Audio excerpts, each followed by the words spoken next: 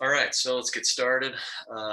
First of all, does the parabola open up or down? Well, if I put the arrows on them, on the ends of the lines, it looks like it opens up. Okay, like that, it would be opening down. All right, so up. Find the equation of the axis of symmetry. You know what? I like finding the vertex first, so I'm going to do that. Okay, so my vertex is, well, I didn't hit that very well, did I? Is right there. And the coordinates, it looks like, are -3, 0. Nothing magical about it being on the x-axis. That's just where it happened to be. All right, so x-intercept. Well, that is the x-intercept. X-intercepts occur where y is 0. So the x-intercept is -3. And the y-intercept is going to be, it looks like, I don't know, about 9 up there. Okay. Now, the equation of the axis of symmetry. What about that little guy? Glad you asked. Okay, so the axis of symmetry is the vertical line that splits this thing in half so that the two sides, left and right side, are symmetric. Well, it's always a perfectly vertical line, and it does ask for an equation. Vertical lines have equations, x equals, and then whatever the x coordinate is on every point. Every point on that line has an x coordinate of -3. And you'll notice that when you get the axis of symmetry for a parabola, it always uses the x coordinate of the vertex. And that's it. So on this one, we need to graph the parabola. Okay, well, I know just from looking at it, because it's set up with the parentheses and all that, that the vertex is going to be 5, -3, not -5, +5. And that because A is positive, +2, it's going to be opening up. So there's the vertex at 5, -3. It's going to be opening up, and our A value is bigger than 1, so it's going to be a little thinner than our typical y = x² parabola, something like that. Okay. Now, they want us to plot 5 points. That's cool. Well, we know the vertex is at x = 5, and so if we bring it back a couple and go forward a couple, that'll give us 5 points. We want the vertex to be in the middle. We know that guy's y coordinate is -3. And you know what would be just super awesome would be to let the calculator do my dirty work for me and find those y values. Okay. All right, so I'm going to go here. 2x -5 squared -3. Okay, so I got my function in there. It's wonderful. And I'm going to go to the table and go down here. And there's all the data I want. Okay, and so I can see that when x is 3, y is 5. And then when x is 4, y is -1, and then -1, and 5. How wonderful is that? So then at this point, you would just plot your 5 points on a graph and play dot to dot. It's going to look a lot like that, or even better. It's going to look a lot like that. Okay. And I think it's time to get rid of that. And so, yeah, you can just plot all your points. It's going to look like that. And that's really all there is to it. Okay, so we need to write the equation in vertex form. So you can do completing the square on it, and that is absolutely wonderful.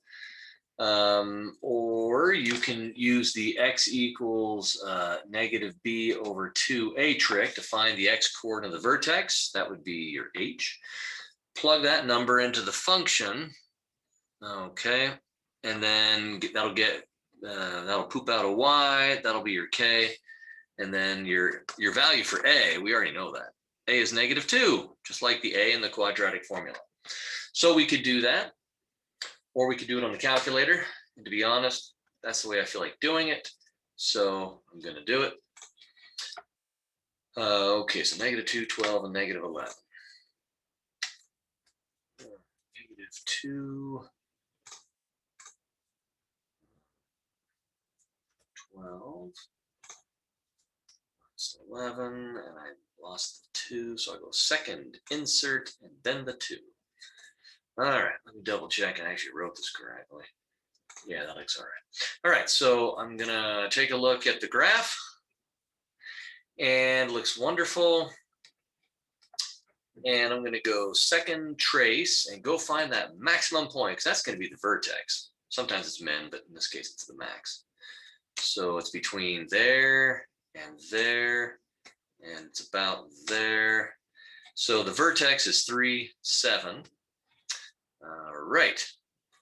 So I am ready to write down the answer to part A. It's going to be the A, and then x minus, and I've already forgotten because that's the kind of guy I am. Let's see, 3, 7. Got it.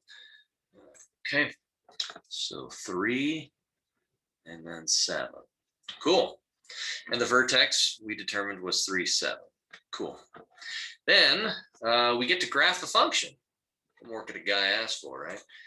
So, well, we got a pretty good idea what it looks like. And they say go get 5 points. Again, if I'm going to grab 5 points, I'm probably just going to go like this. And since the vertex has an x coordinate of 3, I would use 3, 7, of course, is one of my points, and then I'd use the 2 behind the vertex and the 2 ahead of the vertex, 4 and 5, 1 and 2. Okay, to get a graph that looks like that. So let's graph those points real quick. Starting right there. So 1, -1. Okay, that's going to be about there. All right. And then we had 2, 5.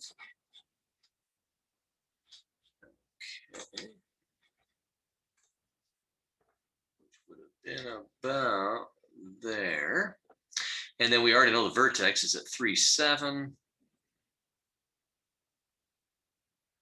I know I'm not perfect at this, but that's okay. And then because of symmetry, we're at 4, 5 and 5, -1.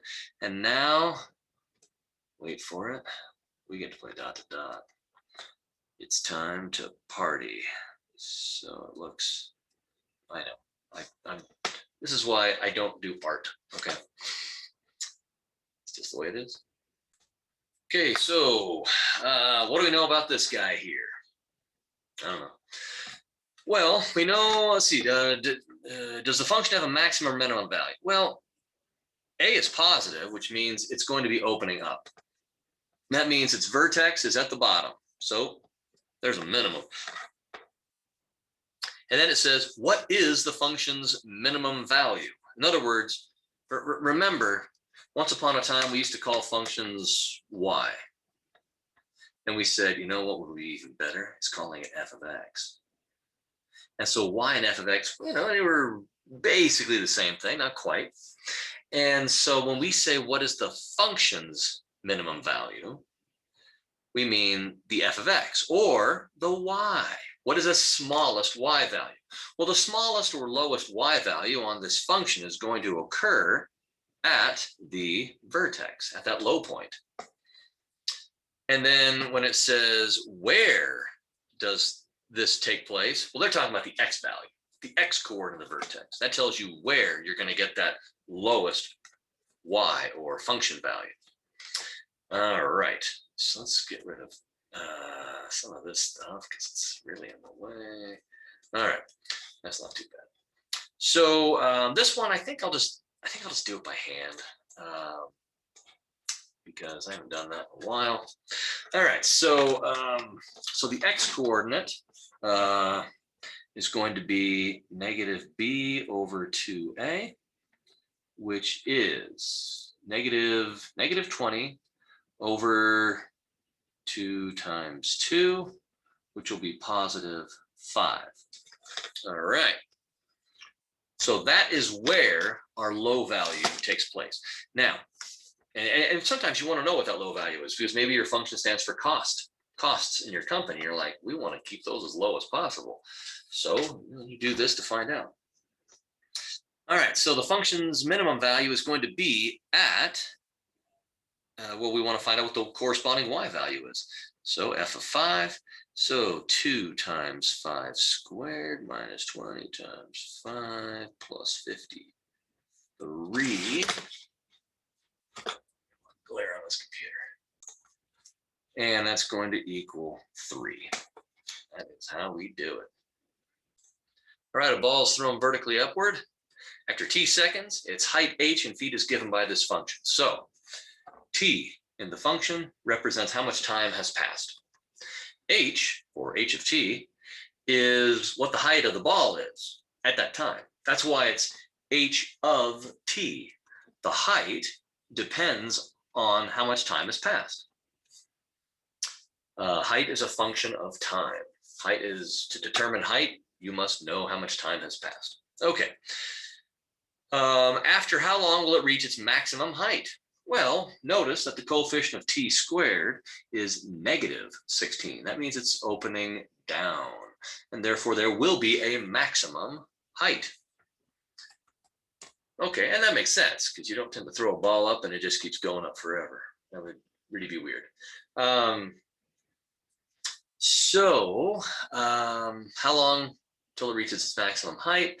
Well, that maximum height that's going to be at the vertex. Cool.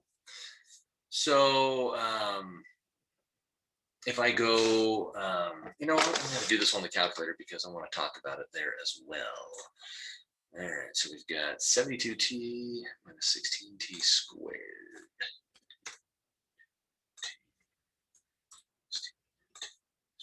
Okay, so there's our function. Now, before we graph it, let's go to the window.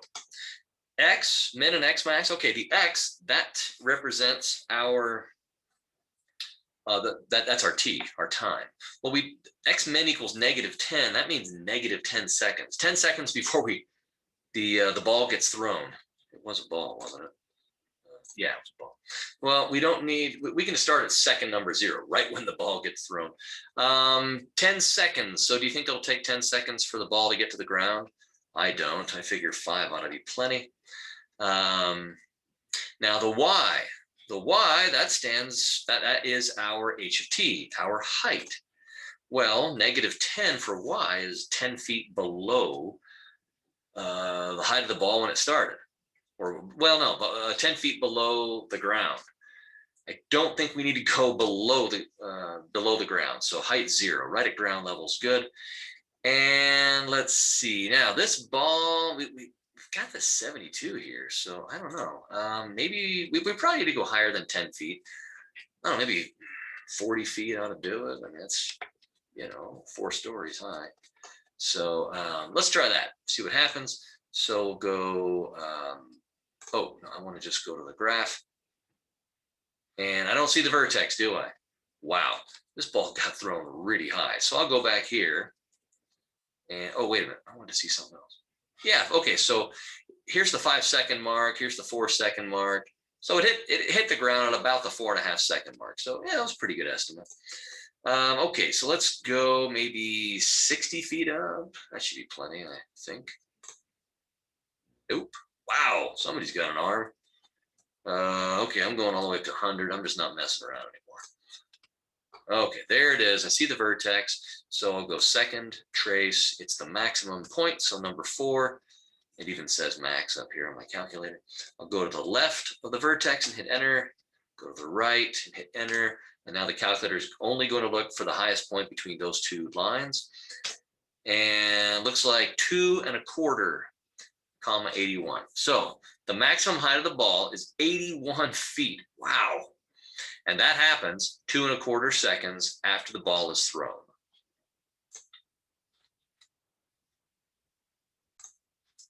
All right, on this one, it's fundamentally like the last one, except it takes more work because they don't give us the function. So there are 3 parts, A, B, and C. B and C are just like the last problem. Okay, what's the maximum, what's the maximum value of the function? Where does it happen? What's the, in other words, what are the X and Y, or the Y and X coordinates of the parabola? Okay. But this one has this extra part A right here that says, oh, you got to go find the function. So let's see what we got. Christine has 160 meters of fencing. That's all she's got. She has a budget like normal people. And she wishes to form 3 sides of a rectangular field. So, 1, 2, 3. The 4th side, the dotted line, borders a river. And so she's not going to need fencing there. At least that's what she thinks. If there's beavers or something, she's still going to have a problem. Okay. So part A, find a function that gives the area of the field. Excuse me. Darn COVID. Okay. So find a function that models the area. All right. So our function is supposed to be area. So we'll say, all right, well, area is going to be length times width. All right. Well, the width, we already know that's called X. All right. Whoops. Okay. So there's that. Now, what about the length? Well, she's got 160 meters of fencing. Presumably, she's going to use it all. So that and that and that is 160 meters. But we're looking for the length, or whoops, the length. That's a cursive L in case you don't read cursive anymore. I know how public schools tend to be these days. Okay, so in other words, our length is going to be all 160 meters of fencing, but not except for these 2 right here, minus those 2 X's. That makes sense. So that's going to take the place of our L. And now, I mean, you can multiply the X through the parentheses if you want, but it's really not necessary.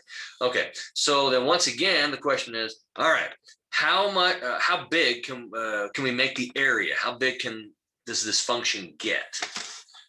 So we're going to go over here, and we're gonna do a little bit of this. Okay, so our function is there, and so I don't really need this stuff anymore. And so let's go to the window because we want to find that vertex. All right, what does X stand for? Well, we saw that X is how long this side is. Now there's 3 sides, 160 meters of fencing. So X is probably, I don't know, what, like maybe 50 meters or something? But just to be safe, let's double it, I guess. I'm just sort of making up the doubling rule right now. And Y stands for the name of our function. Oh, the name of our function is the area, A of X, which I kind of erased that, but oh well. So Y min is 0 square meters. We don't need to go below that to a negative number of square meters. That wouldn't make sense. I have really no idea how high to go for the maximum area. So I'm going to go zoom 0. Let the calculator pick that for me. Look at that. So now I see the vertex. I can go second, trace, maximum. Go to the left of the vertex. Go to the right of the vertex. Hit enter. Best guess. Enter. So the area is maximized at 3,200 square meters. That's the most she can do. She cannot do more with her 160 meters of fencing. If she wants more area enclosed, she has to change something. Get more fence, or only fence off 2 sides, or whatever. Although I can't see how that would help her. So how does she make that happen to get the maximum area of 3,200 square meters? Well, she makes sure that X is 40 meters. In other words, she makes sure that the left side and the right side of her area is 40 meters. That's it. Definitely a good problem to practice. Okay, on this one, each figure has the same data points. So these blue points, at least I think they're blue. I'm really colorblind. It could be purple or pink. I don't know. Each one of these three graphs has the exact same collection of points. Now, the question is, which one has a black line that best follows the pattern of the points? I think we can all agree it's that one. That follows right through the middle of the pattern of the points. Okay, or at least better than the other two do. Okay, certainly better than that first one. So we'll say figure 2 is our answer for which curve we're going to use, and therefore we get this function to go with it. Okay.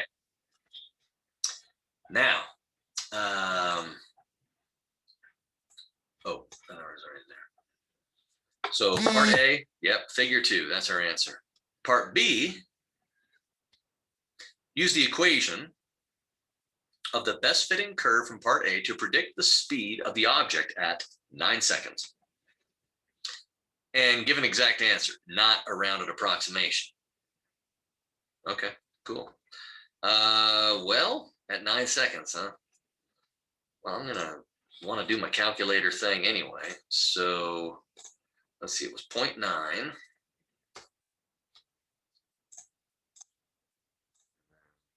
It's 3.4.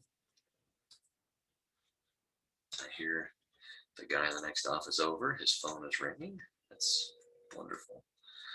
Okay. And I'm going to go down to the 9-second mark. 66.3 is going to be the corresponding y coordinate, 66.3. Okay. Does it say what it's about? No, it doesn't say what the curve is all about. So, all right. So, oh, it says here though, meters per second. Okay, so then I guess it's 66.3 meters per second. Cool. So that's how that would be done.